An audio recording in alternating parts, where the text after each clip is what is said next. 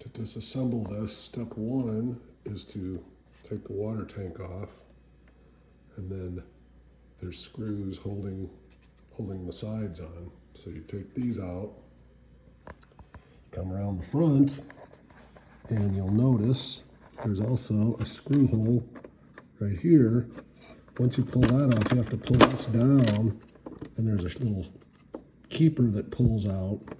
So that's important as you take the sides off. But before you do that, there's an emblem that's on here, and you need to turn that to take it off because there's some latches on that too. And there's a hidden screw buried under here that you need to unscrew. Once you do that, these pop up to release part of the door that comes along here. So if you don't release that, pull that up, you'll break the tabs on the door and not understand why they're not coming up. Another little trick.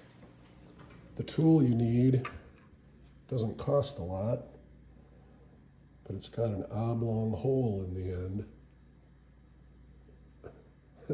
specific to this unit that you'll need to get this screw off in the front, and also this screw that once you finally find that screw after you pull that apart. And from there you can get access to both sides.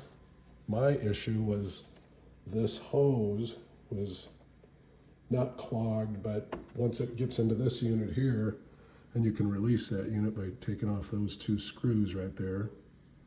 They're Torx head 15 T15s.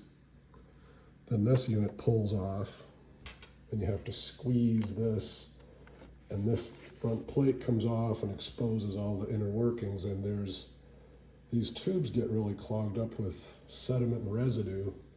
And I got over at the sink hot water for quite a while, and I took actually a paper clip and stuck it through the holes, and there's just a lot of, that's what happened. It was gunky, and these weren't releasing water equally. One was completely clogged, the other one was getting clogged, so I knew I needed to do something.